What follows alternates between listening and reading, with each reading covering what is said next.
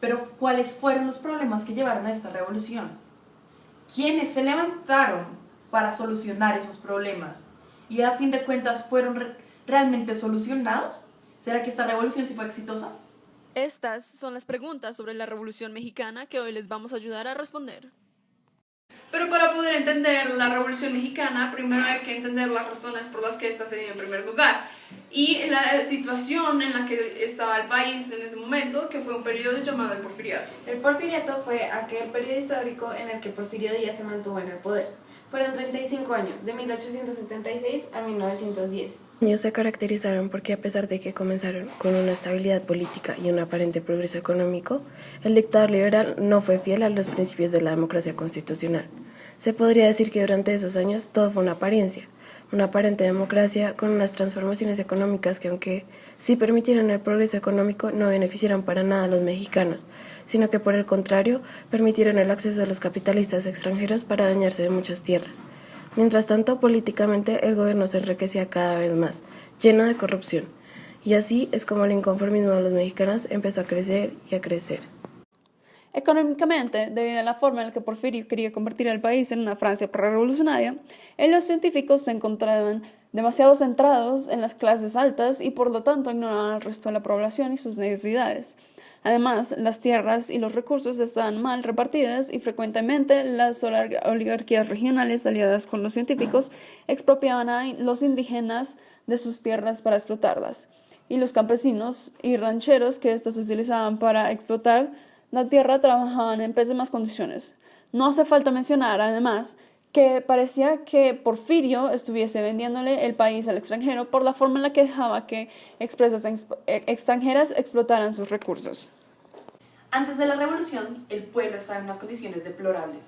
La verdad, podríamos decir que el pueblo fue vastamente sacrificado durante la dictadura de Porfirio. Los trabajadores eran explotados y les pagaban salarios miserables. En 1910, aproximadamente el 97% de las familias no tenían tierras. Y no fue solo esto. Aparte de la absoluta pobreza en la que vivían los mexicanos, fueron obligados a vivir bajo una sociedad regida por clases sociales, cuyo objetivo era tan solo hacerlos saber que existía una escala que les determinaba hasta dónde llegaban sus participaciones en el país. Pancho Villa no es solamente un helado en Crepes and Waffles. Pancho Villa fue un niño de pueblo que estaba destinado a ser un gran ranchero. No aprendió ni a leer ni a escribir, siempre trabajó en el campo con su familia. En fin, su vida de niño y joven adulto no fueron para nada fáciles, pero fueron como la de cualquier otro mexicano que viviera para ese entonces en la zona rural. Pero fue precisamente esta vida tan dura la que lo llevó a darse cuenta de la injusticia social en la que vivían la mayoría de sus hermanos y hermanas mexicanos. Por esto, apenas tuvo la oportunidad, se convirtió en un guerrillero en contra del sistema de Porfirio y de toda la injusticia. Desde el principio mostró sus dotes montando a caballo y después mostró tener grandes habilidades con las estrategias militares. Fueron estas cualidades y su sed de igualdad y justicia que lo volvieron un líder popular, del pueblo y para el pueblo. Emiliano Zapata, ¿quién fue este señor? Un líder revolucionario y gran reformador agrarista mexicano. Ese señor se dedicó a defender los derechos del pueblo frente a las tierras y reclutó un ejército de indígenas que estaba de acuerdo con su posición. La tierra es de quien la trabaja, tierra y libertad. Se unió a la Revolución Mexicana en 1910 con Francisco Madero para derrocar la dictadura de Porfirio y después de perder su confianza se declaró en su contra. Y creó el Plan de Ayala, un programa para la reforma agraria que buscaba distribuir equitativamente la tierra entre los campesinos.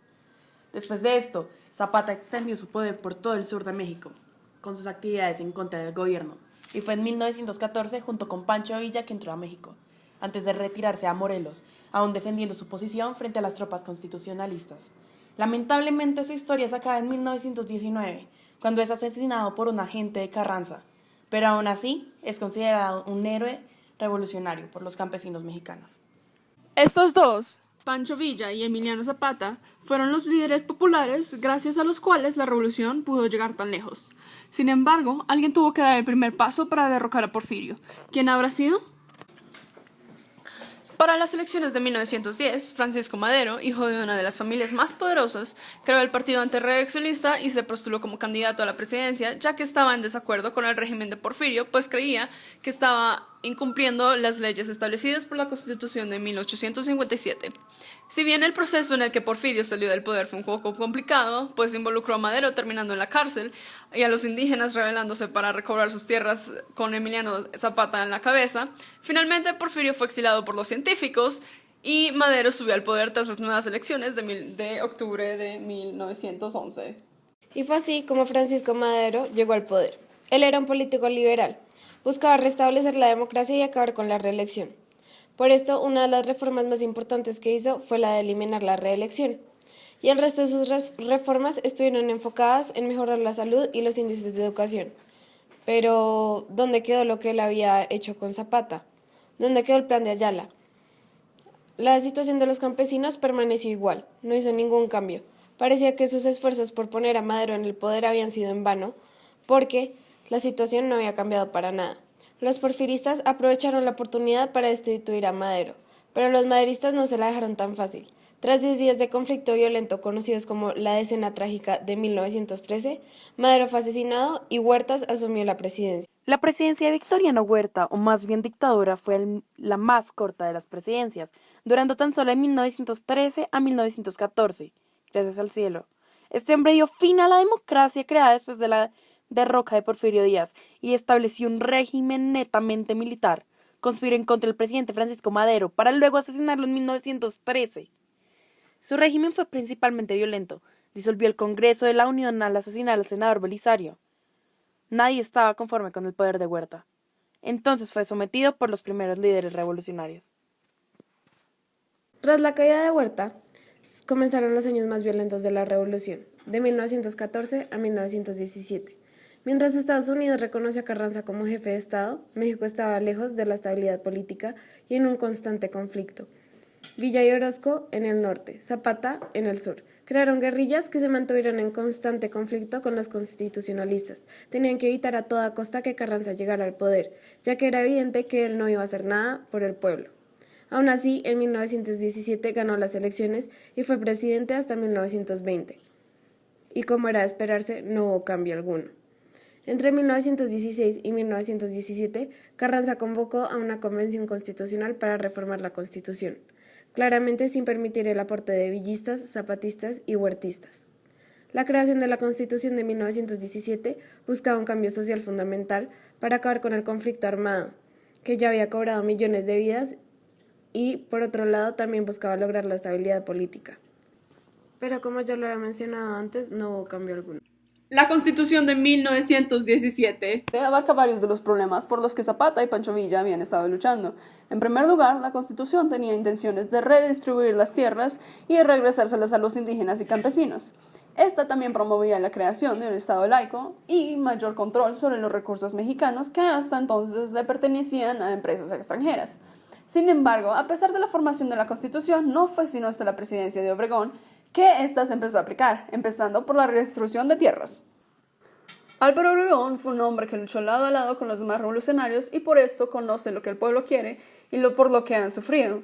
Por esta razón otorga cargos a zapatistas y villistas, pero procura que los cargos más importantes sean de los ciudadanos. Adicionalmente, Álvaro Obregón trajo muchas mejoras para el país e incrementó el presupuesto destinado a la educación y colocó a José Vasconcelos al cargo de esta. Este buscó crear una identidad mestiza mexicana por medio de la educación, razón por la que se construyeron gran número de escuelas a lo largo del país y varios escritos filosóficos fueron traducidos y accesibles para toda la población. Después de la Revolución Mexicana, se presentaron muchos cambios y mejoras a la estructura del país. ¿Qué fue lo que pasó ahí?